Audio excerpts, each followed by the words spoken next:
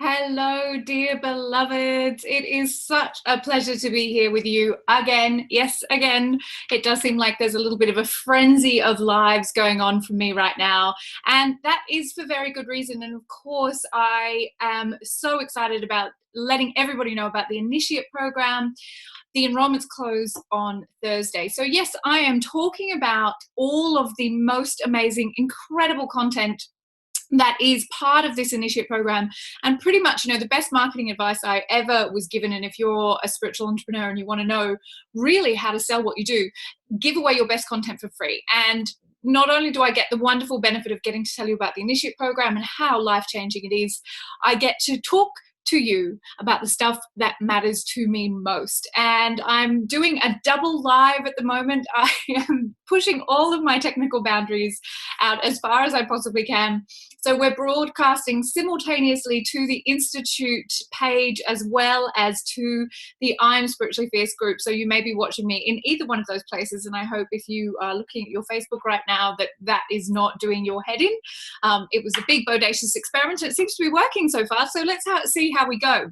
So I wanted to connect with you this evening and really talk about, I guess, an aspect of the Initiate program that is knowledge and of course knowledge when it's in its highest form becomes wisdom that I believe all of us need to be in possession of. I believe it so much that I actually wrote I Am Spiritually Fierce based on these laws, the 3 Immutable Hermetic Laws. So this book is structured, if you've read it, you'll know it's structured around the 3 Immutable Hermetic Laws. So the knowledge that I'm sharing with you tonight won't necessarily be new to you. It is available. But it's amazing to me that it's not sort of essential reading for every single spiritual seeker, because until I understood these laws and began to build my life around these laws, I really was building on a faulty foundation. I really did not understand how the cosmos worked, how I was breaking the law, and how with such simple kind of shift of perception or understanding of the true nature of consciousness that I could change my reality and my experience of reality. So I wrote Spiritually Fierce, built or structured around these 3 immutable laws. And the Initiate program is built around these 3 immutable laws. In fact, we spend 2 weeks per law looking at each of them because there's so much embedded in each of them. But I wanted to give you, I guess, for those of you who are really familiar with me and hang out with me a lot, I wanted to give you an opportunity to review this information with me. And for some of you, this will be new information. And for some of you, even though you may have read the book or you may have read about the immutable laws somewhere else, you will not necessarily have understood the huge power that these laws have. These laws are as powerful as the truth that if I consume arsenic, my physical body will die. There's no negotiating. These are the immutable laws. Some philosophers and writers say that there are 7 laws, hermetic laws in total. Some say that there are 12, but all agree that there are 3 immutable laws, which means that no matter what else changes, these laws do not change. And so this is really a mini masterclass to dive in, to introduce you perhaps for the first time, or to review if you've read the book, if you've looked at these laws before, and invite you to reflect on how much am I actually abiding by the law, or where am I breaking the law. And the reason this is so important for me, this knowledge as I train my 3rd level spiritual priestesses as spiritual leaders, is that we are moving beyond taking things personally. When we understand that the universe is not teaching us a lesson, when we understand that we are not being punished and we don't have bad karma from bad births previous to this one or because of our actions in this lifetime, and actually go into understanding the laws that govern our cosmos are not personal. They are just the way it is. And so when I'm trying to think of an earthly example, and there really isn't a good one other than say, I consume arsenic, I die.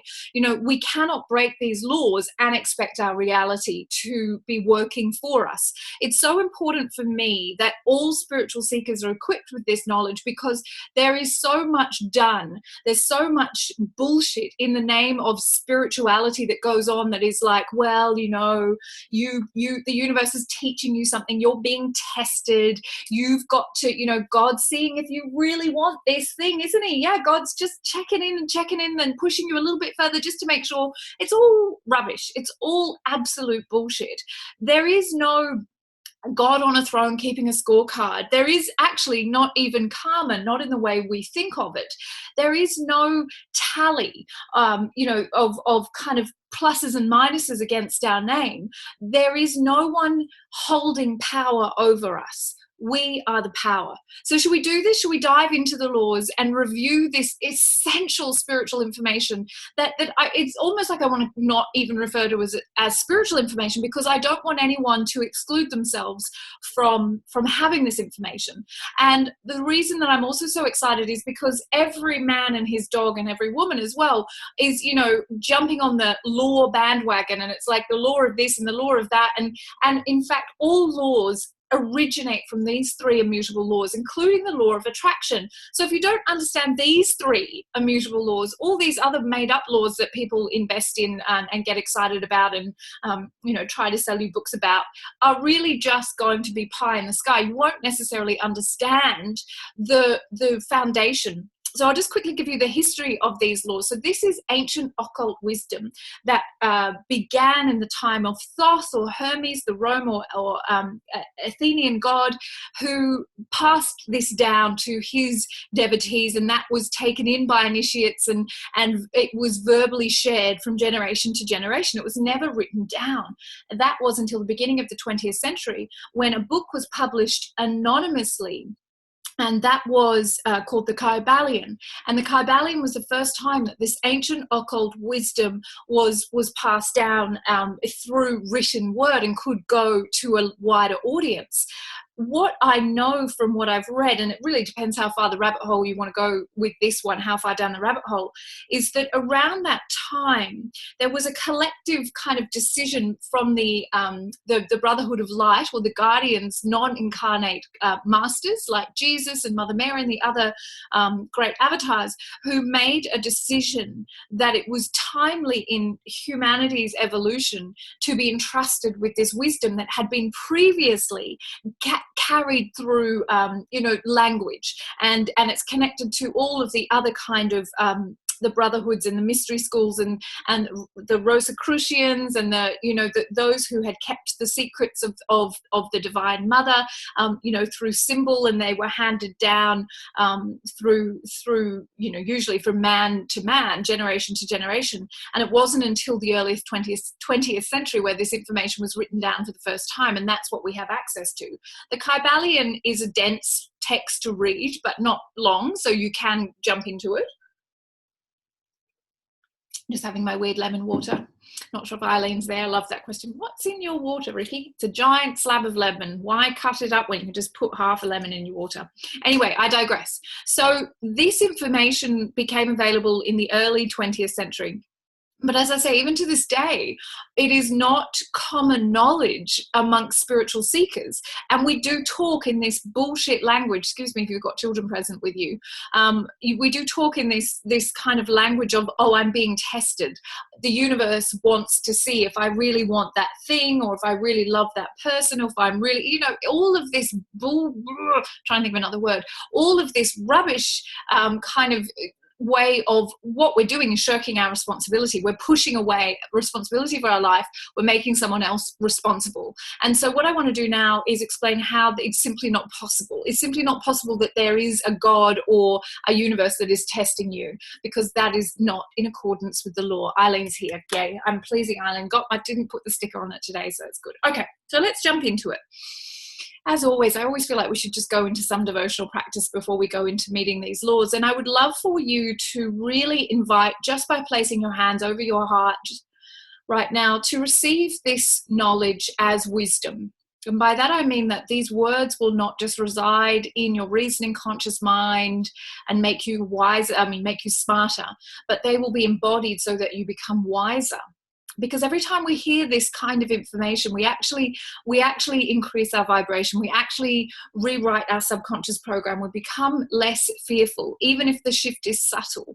This kind of knowledge cannot be received without altering consciousness, okay? It is sacred. And that's why for so long it was passed down verbally, because who could you trust with this kind of information? In our information junkie age, the acquisition of sacred spiritual texts is just sort of taken with absolute disregard. There isn't reverence and awe for ancient wisdom, and we can consume it so quickly that we don't think about what is this doing? What is this doing to my consciousness? And therefore, for most of us, it's entirely superficial. It's just words on a page. We don't take the time to not only live this, but to invite it into our into the energetic fabric of our being, to alter our vibration. We're going to talk about the law of vibration, so you know that it is not just another bullshit spiritual idea, but actually a law that governs the cosmos. So with these words that I will share with you, I want you to take a moment now, just by deepening the breath, placing the hands over the heart chakra, to defer or bow to your heart's intuitive intelligence, to drop out of the cranial brain that says, I know this, yeah, this is old information, whatever. If your life is not absolute bliss every moment, if you don't know yourself as God in every breath, then this knowledge has not turned into wisdom. And so tonight I invite you all who are joining me live and those who will listen later to receive the frequency of this information, this sacred, divinely held, received through the gods information, so that it moves you, it moves your soul, it releases you from the illusion a little more. It alters the fabric of your being. And inevitably, as you'll soon learn, that means altering the fabric of the cosmos. For you are one and the same, dear beloved. And there's quite a gathering here with us this evening as we reside on the eve of this incredible lunar eclipse, this full moon that will happen tomorrow night. Of course, we know that even though the moon is part of the illusion of the dream that we inhabit, that there is a great power that comes when all of humanity, or much of humanity, is sort of focused on a single point at once. So there is a lot of power around this evening, and I would love for us to see this not just as me sharing words, but as you allowing, just as I am allowing myself to be altered by the information that comes through, to receive it energetically first, and then let the cranial brain go, oh yes, this feels very familiar to me, because undoubtedly, as a spiritual seeker in this lifetime, you've been a spiritual seeker in many other lifetimes, and you have heard this information perhaps firsthand, sitting in the sacred temple, sitting in the secret cave, sitting in the back rooms of the pubs, allowing yourself to be initiated into this wisdom. Okay, so the first Hermetic law, the law of mentalism. The law of mentalism has two parts, but in truth they are one part. The law of mentalism states in its first part that all is of the mind. The cosmos is a mental projection. Everything that we experience begins at the level of thought, and as such it comes into physical reality, which is the much denser, lower vibrational aspect of what we truly are, of what the quantum universe is in its slowest, most dense form, is physical reality. That's why it's much harder to change things when it's come into physical reality. But everything that we inhabit in our life is a projection of our belief about it. I want to clarify something here, because we can get caught up in this idea then of feeling like we're fatally flawed because we have bad days where we have shitty thoughts, or that because that there's this overwhelming feeling of responsibility and that we can't ever manage to bring our consciousness to the state where we wouldn't be contributing more crap. I want to clarify that not only are you having your individual experience in this human dream, you are sharing a collective human consciousness. So when I say everything that you inhabit is a projection of your belief about it, don't think that that means everything that you're conscious of believing is what you inhabit. Okay, this is where understanding how important the subconscious is in determining our reality comes into play. It is the unmet belief sitting in your subconscious, that part of you that you have not yet met, as well as the individual level, as well as the collective level of that. So it's the collective human unconscious that Jung spoke about that is also participating in the creation of the dream that you are inhabiting. So it isn't simply a matter of you are having a bad thought and therefore you get a bad life. It doesn't work like that, okay? That even though you are enormously powerful, we are one with the collective unconscious of all humanity. And if you are a student of Course in Miracles, you'll know that we are told there is only one of us here. If anyone's having trouble seeing the live in I Am Spiritually Fierce, Fiona, you might want to jump over to the Facebook page for the Institute for Intuitive Intelligence, because I'm also live streaming there, but I'm live streaming through Zoom, so it might be more stable for you than in the group. So we're simultaneously streaming in two places right now, but I'm watching you guys. You get the privilege because you're my posse, you're my tribe. And if you're not part of the tribe, please come and join us. So I want to make it really clear here that whilst you do have a personal responsibility for your own life, the bigger picture here is that you have a responsibility to alter the fabric of that collective unconscious, because whilst one of us is in the dream, all of us is in the dream. It won't require all 7 billion of us waking up, however. It will only require a tipping point to be reached. But if you think that you're doing this spiritual path just so you get more stuff and more, this is where we get into vision boards. Don't get me started on vision boards. And we get into, how do I get more stuff in the dream? That is the basis level of what we would adhere to this law for. The truth of this law is that all is created at the level of belief. I want you to let that drop in. I don't want you to just hear those words. I want you to feel these words. All is created at the level of belief. I talk a lot about Vishen Lakhiani's term consciousness engineering. I simply think he nailed it on the head there. There is no better way to describe it.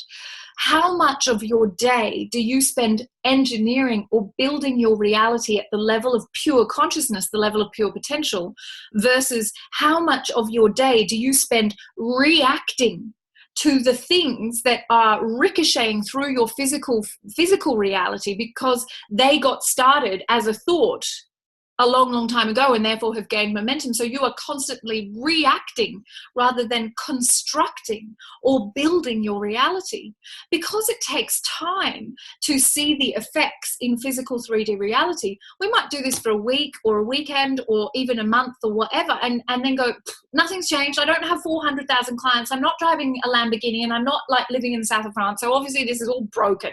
I don't have what it takes to actually build reality at the level of consciousness.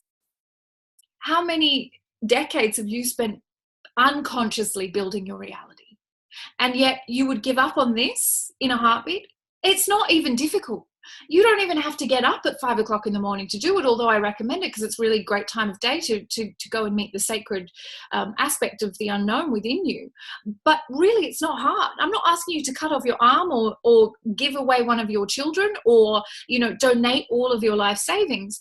I'm asking simply, how much of your consciousness will you hold on that truth that everything that you're experiencing in your life right now began at the level of thought?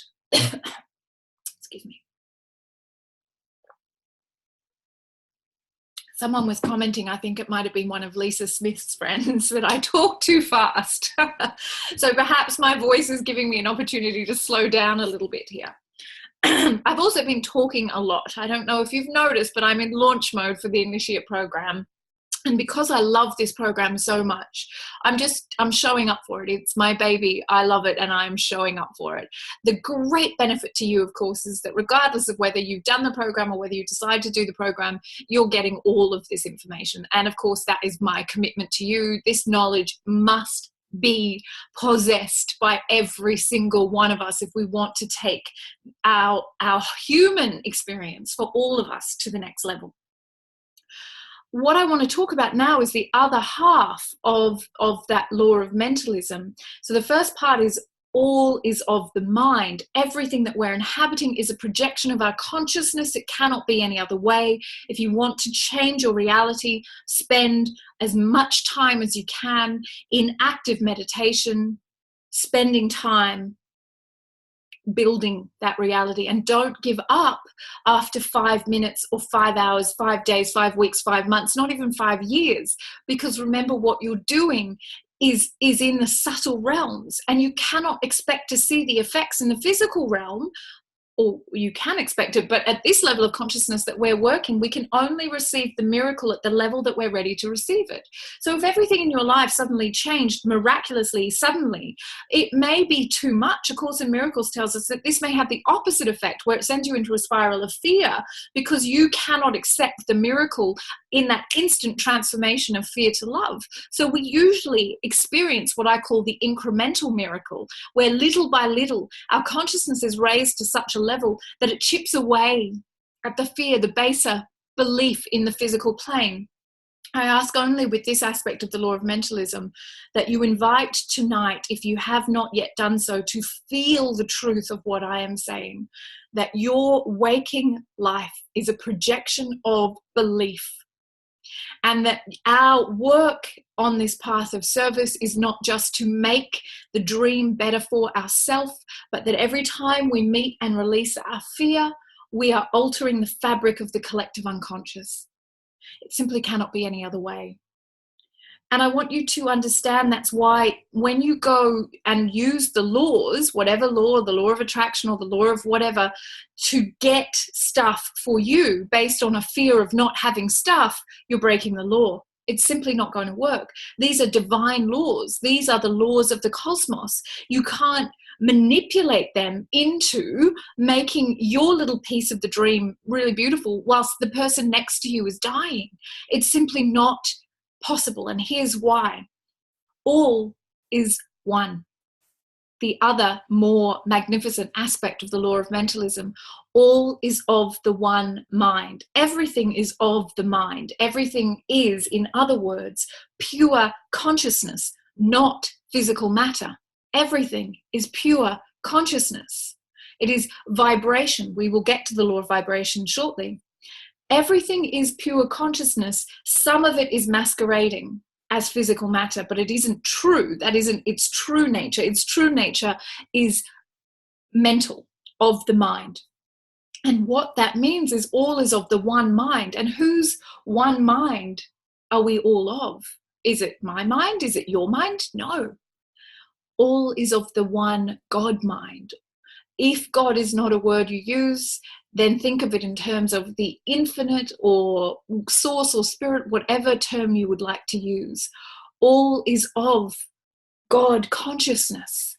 All is of God's mind. There is nothing outside of God. There is nothing greater than that infinite one mind. So if that is the case, then everything that I do that moves me closer to knowing my truth as God is moving my brothers and sisters with me. This dedication to service above all else cannot be missed. It can't be forgotten if you call yourself a light worker or a spiritual seeker or on the path of sacred service. You cannot assume that once you get enough money in the bank, then you'll go to work and do your path of service. The prayer that I use, and I encourage you all to use, that you place at the heart and soul of your life is, dear God, increase my power to serve. And what we're really saying there is let me know myself as God. Let me know myself as the one mind. all is one. There is no separation. I could talk about this law forever, and I probably shouldn't, because I'm keeping a check on the time, and we've already spent most of our time on this one law. But I do really, really want to remind you, if you are on this path of service, that it will never be okay to use your spiritual tools to get what you want, to make your little piece of the pie more magnificent. Having said that, it will never be okay for you to suffer in God's name. Okay, here's spiritual paradox. It will never be okay for you to be a poor light worker and say that you represent God, because God is not poor in spirit or abundance of any kind. If you are God's servant, if you are representative of God, then you better be showing me your wild abundance, infinite power, and unlimited success, because there is no need for you as a servant of God, as the hands and feet of God in the world, to represent that infinite so poorly. Why would you do that? Why would you suffer? Why would you suffer when you now know that all is one, and one's nature? The reason that it says, inscribed at the temple of Apollo at Delphi, know thyself states so clearly, know thyself and you will know the mysteries and secrets of the gods. Because you will know that you are that God. You are that infinite consciousness. You are not separate from it. No one is separate from it. Nothing is excluded from it. The other provocation I want to put there then is, why would you turn God into such a shitstorm if that's what your life feels or looks like? You are imagining God into form. That is what you are. You are imagining God into form. Do you understand what I'm saying there? You have been given that divine gift of being able to imagine God, who is everything, nothing is excluded, into whatever form you want, and that's what you've chosen? I ask you, why? Why would you have chosen that? And you would choose that because you have unmet fear, and that is where we go to all is of the mind. We need to investigate our subconscious fear, our unmet fear. This really, really will go on forever if I don't move on. You can see why I created a whole 12-week program built around the immutable laws, because there is so much that we need to understand and to become masterful of in order for us to meet our infinite power. And until we understand that that is our one job, is to embody these immutable laws, we will think that all the other things are what we're here to do. Gain a qualification in a particular modality, decide which business coach we're going to work with, how much money we're going to invest in our startup, how much hours am I going to spend on Facebook promoting my next thing. All of that is bullshit if you have not done the work at the level of mind, at the level of formlessness or pure consciousness. I keep saying I'm going to stop talking about that, and yet I keep talking about that. So let's move now into the law of correspondence, the second immutable law. The law of correspondence states, as above, so below, as within, so without.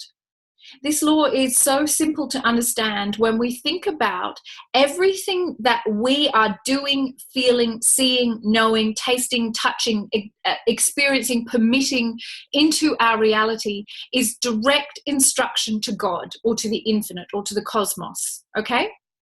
It is direct instruction to God. And that is it. That's correspondence. You are God corresponding with yourself as God, because there's only one mind. You are corresponding with yourself through whatever you permit into your reality and whatever you hold within you emotionally, mentally, what you believe, what you feel, what you say, who you make love to, what you eat, is all direct instruction. It's a hotline to the infinite that says, this is what I am worthy of, bring me more of that.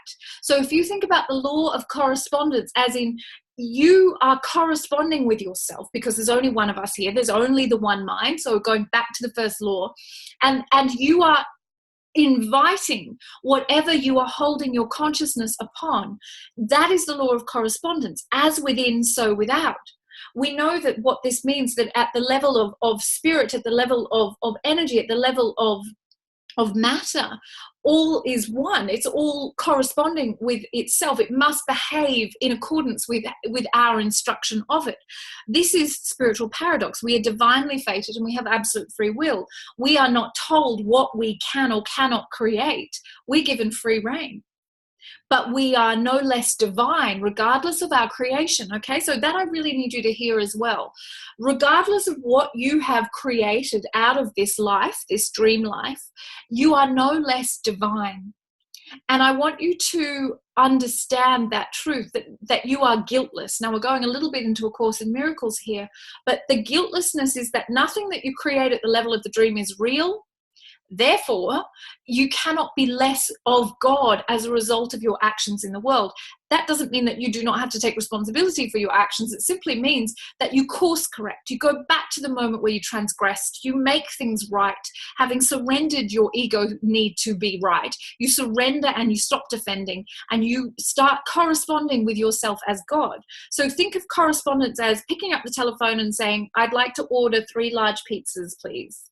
What are you ordering from God? And everything in your life needs to come into congruence. You're going to hear a lot of C words, or coherence with what it is that you truly want to be ordering. Why do you think we spend so much time in this group, or as I've just seen your beautiful comment, Anna, in this church? Some of my 3rd level priestesses asked me last year, not this current group, we were in a retreat, a 2-day retreat, and at one point they looked at me and said, is this actually a cult, Ricci? Are we actually in a cult? And I laughed because we kind of are, but we're in the best cult ever, and everyone should be in this cult, except for, we're very exclusive. No, we're not exclusive at all. We want everybody in it because there's only one of us here. So what we are learning with the law of correspondence is that we cannot bullshit God. We cannot hold fear inside of us and expect to see a peaceful world. We cannot be mean and judgmental and unkind and cruel and think that God or the infinite is not paying attention. It doesn't work like that. We are never not being held accountable. But we have to go back to the first law. It's not God keeping a scorecard, because we are God. I know I blow some people's minds when I say that, but to me it's just absolutely, it's the law. You see now, it's not like religious, it's the law. All is of the one mind. We are not outside of that one mind. We are that one mind. Therefore, whatever I am doing, I am creating its immediate likeness in the physical realm, in the spiritual realm, in the energetic realm. It cannot be any other way. There is no one outside of me keeping score. It is my own internal incongruence or congruence. So when we go into heart coherence, what we're doing is we're saying, I want to be more like what I truly am. I want to go to the infinite nature that I am. I want to bypass all of my shitty, limited human stuff. Once again, you see the power and the necessity of meeting what is unmet in our subconscious basement. Because if we do not do that, we are actually ordering up. The subconscious is the gateway to the one mind. Whatever stands in front of those gates is what is being projected out into that infinite consciousness. So everything that you're inhabiting is a projection of your subconscious mind. So you need to really work at that level. You thinking happy thoughts, bullshit, positive band-aids over top of enormous fear will no more trick the infinite than it will anybody else. You cannot put false positivity on top of a shitty foundation of fear and expect that the infinite is not going to notice, the infinite being you, of course. So no matter where you are or what you're doing, you are observing yourself. You are that greater mind that is holding you to account. No one's teaching you a lesson. You simply betrayed yourself. You broke the law. And you're wondering why. Why? I'm such a good person. I meditate 24 hours a day. I drink all the green smoothies and I go to yoga. But actually I'm passive aggressive to my partner. I never wanted to be in this marriage anyway, but I was scared of being alone. I'm not sure that I ever really wanted to have children, but I had them anyway because that's what everyone else was doing. I never really wanted a big white wedding, but I didn't know how to say no to my mother-in-law who wanted that. I actually don't like going out to the pub on Friday night and drinking beer because actually my true nature would be to actually be in solitude doing sacred service on Friday night. But I don't know how to tell people that I don't want to behave like everybody else. And so I'm angry all of the time. I'm passive aggressive to everybody. I'm constantly trying to punish the world because I feel so freaking let down. But I'm very, very spiritual. But I'm not going to take any action to actually change that fear, because God forbid, what if someone rejects me? What if I'm alone? What if I don't have a boyfriend anymore? And so we wonder why our lives are incongruent. We're not on this path of service. Most of us, many, many spiritual seekers or spiritual teachers that you'll see, are not actually on the path of service because service is what they're called to do. They're on the path of service because they figured out a way that they can make money out of this. Or even if that wasn't their initial motivation, that is now what motivates them. And that inconsistency will inevitably be what causes them to tumble. Not because God is punishing them because making money on the spiritual path is wrong. Making money on the spiritual path is the opposite of wrong. It is evidence that you are accepting your infinite, unlimited nature, and you are absolutely showing up in the highest power, in the highest possible way that you can. All right. I know I could talk about this law forever as well, but I really want to just kind of keep things moving, because actually this isn't meant to be the whole initiate program. It's just a lovely taster, so you get all excited and you decide that even though there's only like 24 hours to go, you have to be part of this program and you join. I would love you to. Imagine me talking at you for 15 hours over 3 months. I could talk for 15 hours right now if I didn't have to put my kid to bed, but I do. So what I want to talk about now is the final law, the law of vibration. And this may be the one that you are most familiar with. This is, from this law is derived the law of attraction, which doesn't make any sense on its own. The law of vibration, and I wrote down a beautiful quote here, is the whole universe is but a vibration. Okay, this is another one of those moments where I want you to kind of stop. And I want you to stop thinking like a human for a moment. I want you to stop believing your 5 dominant senses. And perhaps if you're safe to do so, just close down your eyes. Because when we withdraw our attention from the superficial world, the world of illusion, the projection of our consciousness, our fantasy, we begin to notice that perhaps not everything is as fixed and solid, even if it's just the subtlest whispering. When we withdraw our attention from our dominant senses into our true nature, we begin to notice that what we are is not limited to what we can see in the mirror or see with our eyes open. We are in a quantum universe. And that universe is made up of subatomic particles that are constantly in motion. And they're not even actually particles, they're waves, and the waves create fields, and the fields create fields, and the fields create fields within fields within fields. And so that up to the level of the entire freaking universe, there is a field, and right down to the level of the subatomic particle, there is a field.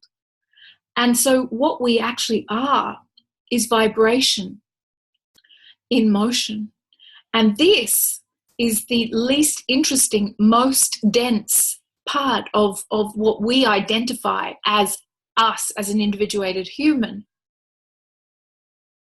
So this law of vibration is asking you to stop thinking like a human and to meet the truth that when you are accepting that everything is simply in motion, it's movement determined by those fields. Those fields are the frequency or the rate of vibration is determined by what? Well, it's determined by our feeling state. So emotion meeting thought creates feeling that is projected or generated from our heart. That is the part of our physical anatomy that produces the largest electromagnetic field of any part of our body. It communes with that infinite divine matrix, that quantum field that's all around us, most powerfully. And its language is feeling. So what alters vibration is feeling. This law will really come into effect when we understand that the one mind in which all of this is held is love. If you don't want to use the word God, it's love. Love is the highest vibration possible. So it's not a matter of how do I hold my vibration at the level that God is. It's simply a matter of what do I do to remove the illusion And the illusion is fear. The illusion is fear. The illusion makes you believe that there are low vibrations, and those low vibrations are all the fear-based emotions, and there's only one, it's all fear. So what I want you to start doing, if you want to practice this law, is start looking at the world not as solid form, and many of you will already do this, and it's very easy to do when we go into that inner sight, not looking with physical eyes, although we can do that as well. And we start to notice how much is light and how much is the absence of light, because light is both a spiritual concept and also, from a scientific concept, the building blocks of the cosmos is light. So we can use both those ideas, the spiritual or metaphysical idea of light and the scientific idea of light, to start observing where there is fear or the absence of, where there is with love or the absence of love being fear. I hope I'm describing this. What I want to do is invite you to find ways to apply this to your own life so that the law of vibration becomes real. The higher the vibration, the closer we are to our true nature, which is God, which is love. So the more time we spend holding the highest vibration possible through practices like heart coherence, through practices like radical positivity, through practices of choosing love over fear, even when all the evidence suggests that we are totally entitled to be in our fear, we are going to find it far easier to maintain our God nature or our spiritual nature, to remember we are more energy than matter, and the matter is just seemingly more powerful than anything else. But it isn't. It's just that we're lazy and we haven't trained ourselves with spiritual sight, and that is what the Initiate program does. It begins you to train the muscle of your spiritual sight. So to apply it to your own life, simply to start noticing when fear rises, instead of going to look for what fear is this, how did it begin, how long have I had it, oh my God, what therapy am I going to have to engage in, or what practice am I going to need, or what crystal do I need to put on what chakra, and just notice if it's not love, it's fear, and fear is an illusion, and just notice it's fear. Okay, so right now I'm feeling 70% fear and 30% love, and I don't want that. So instead of pathologizing my fear, instead of getting intimate with my fear, I want to change my vibration. I want to alter the fabric of my consciousness so that I am more love, because in that act alone, the infinite intelligence that I am divinely connected to will go to work to remove that fear without me ever having to figure out where it came from, why I've got it, who's it belonged to, who kicked it off that day, who's triggered me over there. And we start thinking archetypally. It's fear or love. It's light or the absence of light. It is no longer, oh my God, it's my anxiety and my stress caused by my life situation, which I'm going to defend, because if I give up this, then who am I? What's my story? How do I possibly have any merit if I don't have suffering? I don't want to be one of those superficial, spiritual, happy, clappy people who's happy all the time, because clearly they just don't know about their shadow. They haven't met their shadow. And if you don't meet your shadow, you've got no credit as a spiritual person. What I'm talking is so far beyond any of that. That is just a step, a baby step on the path of spirituality. And I applaud you if you're meeting that, because it's awesome. I want to take you so far beyond that. I want you to see as the mystic sees. There are laws, and these laws state that everything is vibration. Everything is in motion. Nothing is fixed. What feels like fear one day will feel like love the next, if you simply honor the law and make a commitment to alter the fabric of consciousness by changing your perception, and you do that through feeling state. This is not the denial of the shadow. This is not the denial of fear. This is, even in the presence of darkness, I will not surrender. This far and no further. I choose now to be the representative of God in the world, and that is love and love alone. And when I indulge fear, I am not serving. I am not serving myself. I am not serving the infinite consciousness, and I am certainly not serving my fellow humankind. That is the path of sacred service. when we stop at pathologizing, when we rest on, let me discover what my shadow is and sit with it and be with it, because that gives me a reason to not have to move into the highest vibration possible. I mean, that is power. There's nothing happy clappy about that power, my darling. That is you as God. God is not polite. God is not here to try and make you feel comfortable. God is not here to say, yes, it's okay for you to suffer, and it's okay for you to accept less than your worth, and it's okay for you to stay in that shitty life that you've created for yourself. It's okay. You just stay there. Everything's good. We'll just say some mantra together. We'll just do some chanting together, and we'll just put a Band-Aid over the top of the fact that you're not willing to meet that illusion in your basement. If you really want to meet your own power, my darling, then become masterful in these laws, that you are never the victim of your reality. You are manufacturing it. And that reality is but a dream.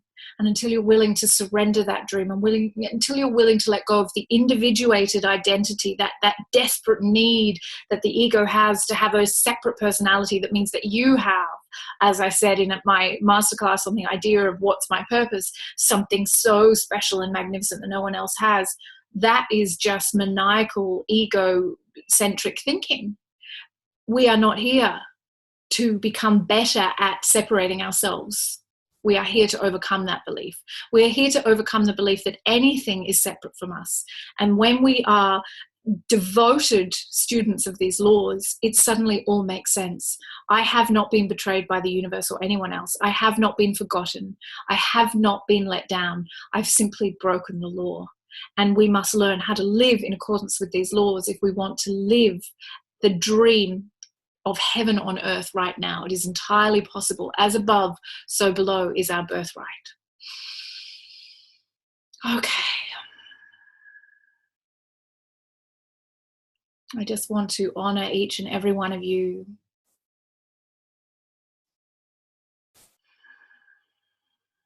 for allowing me to serve you, and of course in so doing serve myself first and foremost. I am altered by your presence, by your willingness, by your commitment. No more trinkets and superstitions. No more New Age ghetto.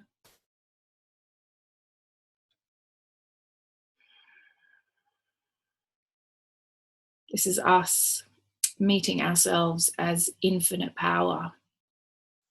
And sometimes it's scary as hell, but it's entirely worth it.